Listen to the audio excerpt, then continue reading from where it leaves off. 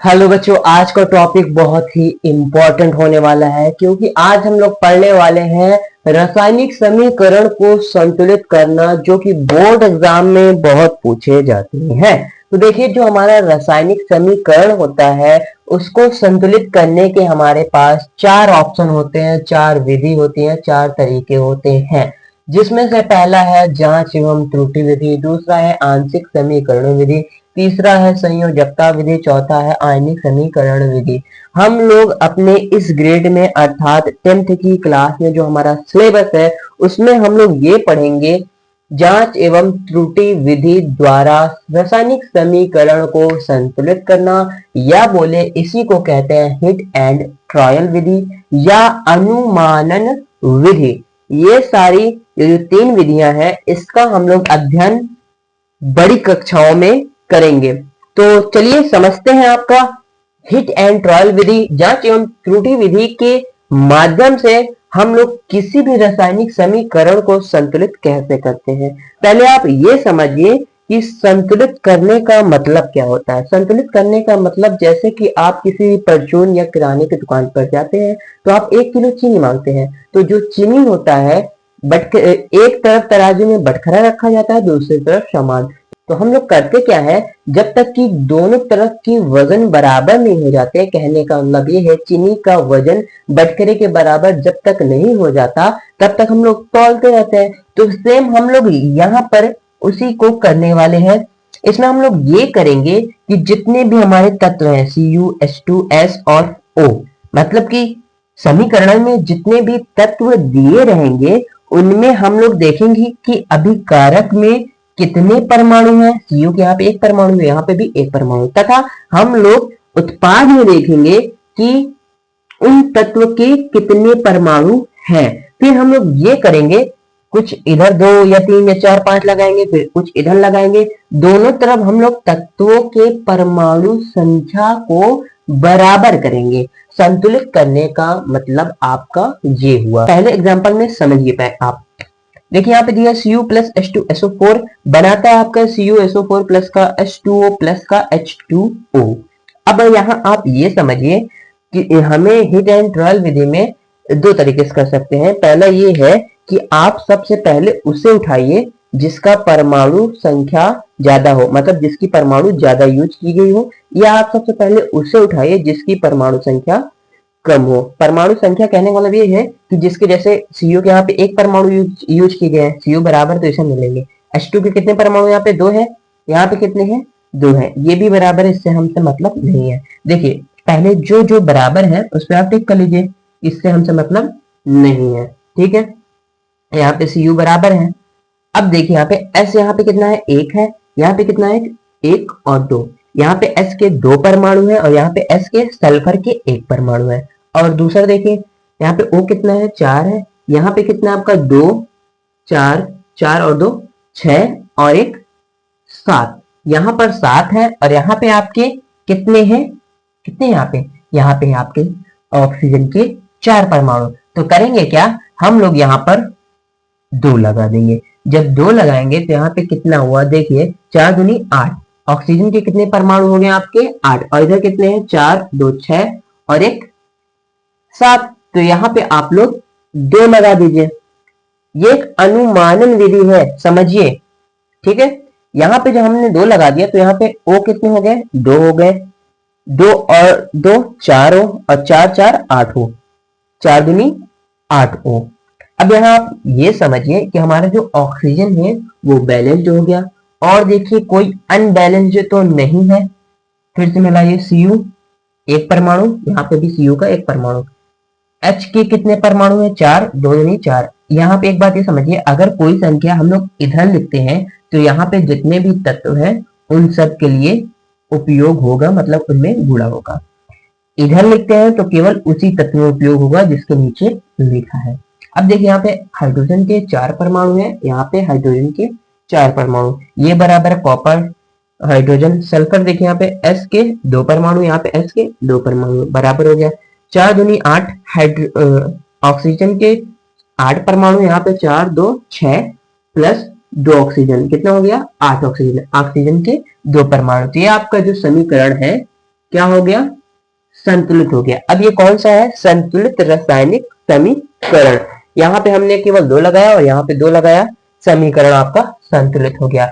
दूसरा समीकरण समझिए, अगर वो नहीं समझ में आया तो इसमें समझ में आएगा आपको। देखिए हमने क्या किया, जिसके परमाणु सबसे अधिक है उसको लिया पहले, या ऐसे कर सकते हैं जिसके परमाणु सबसे कम उपयोग किए गए हैं उसे उठाओ, मतलब उसे बैलेंस करना शुरू करो, वो आपके ऊपर है। अब यहाँ देखिए Fe प्लस H2O रिएक्शन करता है Fe3O4 प्लस H2 बनाता है।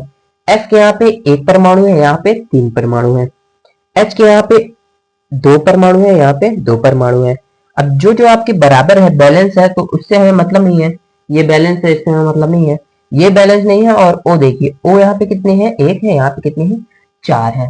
तो आप इसे बैलेंस करने के लिए क्या करोगे, यहाँ पे आप लगा दो 3 Fe, यहाँ पे 3 Fe बराबर हो गया। अब यहाँ आप देखो, यहाँ कितना है, अब O देखो, S तो बराबर है, O कितना है यहाँ पे, 1 है, और यहाँ पे कितना है, 4 है। तो यहाँ पे आप क्या करोगे, यहाँ पे आप 4 लगा दो। जब 4 लगा दोगे तो देखिए तो आपका हो गया है। अब यहाँ पे O भी आपका हो गया है बैलेंस, लेकिन H आपका अनबैलेंस, असंतुलित हो गया है। यहाँ पे 8 है और यहाँ पे कितने आपके 2 है, तो यहाँ पे भी हम लोग 4 लगा देंगे। अब मिलाइए, Fe के 3 परमाणु, Fe के 3 परमाणु, ठीक है। हाइड्रोजन के 4 दूनी 8, मतलब 4 दूनी 8 परमाणु, हाइड्रोजन के 4 दूनी 8 परमाणु। ऑक्सीजन के 4 परमाणु, ऑक्सीजन के 4 परमाणु। ये क्या हो गया, आपका संतुलित हो गया। अभी तक क्या था, असंतुलित समीकरण था, अभी आपका संतुलित हो गया। आशा करता हूं कि आपको ये समझ में आ रहा होगा। अब तीसरा वाला आप देखिए, यहाँ पे जो कोष्टक के बाहर संख्याएं लिखी होती हैं, उसका मतलब है ये संख्या इसके लिए भी है और इसके लिए भी है, ठीक है। और मैंने क्या बताया, अगर कोई संख्या इधर लिखी है तो इसका मतलब होता है यौगिक में जितने भी तत्व हैं वो सबके लिए है, ठीक है। अब समझिए, यहाँ पे H के परमाणु कितने हैं, 1 H, और यहाँ पे 2 और 1 3 H। यहाँ पे कितने हैं आपके, 2 H है, मतलब कि असंतुलित है। N यहाँ पे कितने हैं, 1 है, और इधर 2 है, ये भी असंतुलित है।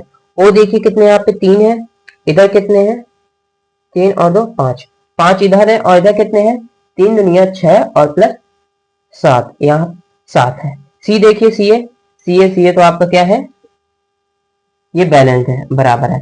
तो अब आप यहाँ पे ये देखिए कि हम सबसे पहले जिसके परमाणु सबसे अधिक है, किसके परमाणु सबसे अधिक है, ऑक्सीजन की। देखिए यहाँ पे आप 3 दुनिया 6 और 1 7 ऑक्सीजन के सबसे ज्यादा परमाणु है। तो आइए उसे बैलेंस करते हैं। सबसे पहले उसे बैलेंस करने के लिए आप क्या करोगे, सोचो एक बार ध्यान से। सी तो बैलेंस है, इधर लगाने को जरूरत नहीं है, तो आप इधर लगा के ट्राई करो, कितना 2। जब यहाँ आप 2 लगाओगे तो कितना हो जाएगा, 3 दुनिया 6 और 2 8, इधर ऑक्सीजन 8 हो गया, और इधर कितना, 3 दुनिया 6 और 1 7। तो यहाँ पे 7 है और यहाँ पे 8 है, तो यहाँ पे आप 2 लगा दो। देखो गौर से देखना, ठीक है। जब यहाँ पे आप 2 लगा रहे हो तो 2 ऑक्सीजन, ये 3 दुनिया 6 और 2 8 ऑक्सीजन। यहाँ पे कितने हुए, 3 दुनिया 6 और 2 8 ऑक्सीजन। ऑक्सीजन आपका बैलेंस्ड हो गया। अब देखो कौन सा अनबैलेंस्ड हो गया, मतलब कौन सा असंतुलित हो गया। एन यहाँ पे कितना है, 2 है, यहाँ पे एन कितना है, एन कितना है, सॉरी यहाँ पे एन कितना है, 2 है, ठीक है। वो तो बैलेंस हो चुका है। अब यहाँ आप H देखो, यहाँ पे 2H और 2H, 4H हो गया, यहाँ कितना है, 4H हो गया, ठीक है। Ca देखो, Ca कितना है, यहाँ पे 1 है और यहाँ पे भी 1 है। अब देखिए सारा कुछ बैलेंस हो गया है, देखिए ना, सारा कुछ H भी, N भी, O भी और C भी, Ca भी बैलेंस हो गया है। तो ये आपका सिंपल होता, ये भी बैलेंस हो गया। हमने किया क्या इसमें, हमने ये किया कि जो तत्व का इनमें से H का, N का या O का, जिनका सबसे ज्यादा परमाणु यूज किया गया है, इनका ऑक्सीजन का सबसे ज्यादा यूज किया गया, देखिए 3 6 और प्लस 7 परमाणु थे ऑक्सीजन के। तो हमने सबसे ज्यादा जिसके परमाणु थे उसको हमने पहले बैलेंस किया, फिर उसके बाद सारे बैलेंस किए, ठीक है। अब देखिए लास्ट वाला क्या है, NaOH प्लस H2SO4 बनाता है Na2SO4 प्लस का H2O। अब यहाँ आप ये देखो, Na यहाँ पे कितना है, 1 है, यहाँ पे कितना है, 2 है, अनबैलेंस्ड है, बैलेंस्ड नहीं है। O कितना है यहाँ पे, 1 और 4 5 है, यहाँ पे कितना है, 2 4 5 है। तो यहाँ पे O क्या है, O बैलेंस्ड है, तो ओ पर आप साइन लगा लो, टिक लगा लो कि ओ को बैलेंस करने की जरूरत नहीं है हमें। देखिए यहाँ पे एक ओ और चार, पांच ओ, चार और एक पांच ओ, मतलब कि ओ जो है हमारा बैलेंस है, उसे करने की कोई जरूरत नहीं है, उसमें छिड़कानी करने की कोई जरूरत नहीं है। अब यहाँ अच्छा देखो, दो और एक तीन, यहाँ कितना है, दो है, ये भी बैलेंस करना है हमें। अब यहाँ देखो एस कितना है, यहाँ पे एक है, यहाँ पे भी एक है, मतलब यहाँ पे एस जो है आपका बैलेंस है। तो स्टार्ट करो आप लोग, कहां से स्टार्टिंग करोगे, ध्यान से देखो। Na के कितने परमाणु यहाँ पे, दो है, यहाँ पे एक है। H के कितने परमाणु है, तीन, और यहाँ कितने हैं, केवल दो ही है। तो यहाँ से स्टार्ट आप कर दो, यहाँ पे कितने हैं, तीन है, तो यहाँ पे आप लगा दो, दो लगा दो, दो दुनिया चार हो गए, है ना। अब यहाँ आप देखो, ये चार हो गए हैं और यहाँ कितने हैं, तीन ही है, तो यहाँ पे एक आप दो लगा दो।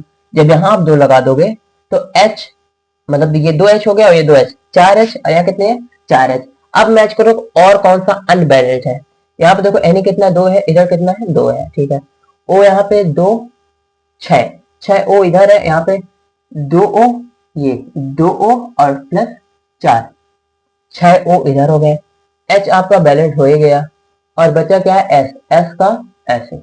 अब ये देखिए यहाँ पे सारे जितने भी तत्व हैं सबके परमाणु जितने इधर है उतने परमाणु आपके इधर है, मतलब कि ये हमारा जो समीकरण है संतुलित हो गया।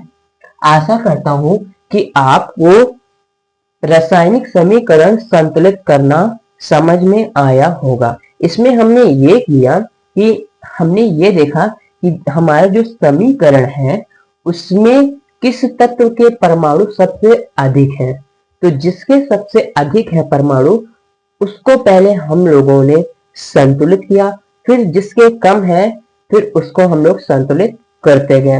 और ये रहे चार उदाहरण, और हम लोग अपनी कक्षा में क्या पढ़ रहे हैं, जांच एवं त्रुटि विधि द्वारा रासायनिक समीकरण को संतुलित करना। आशा करता हूं कि आपको यह टॉपिक समझ में आया होगा।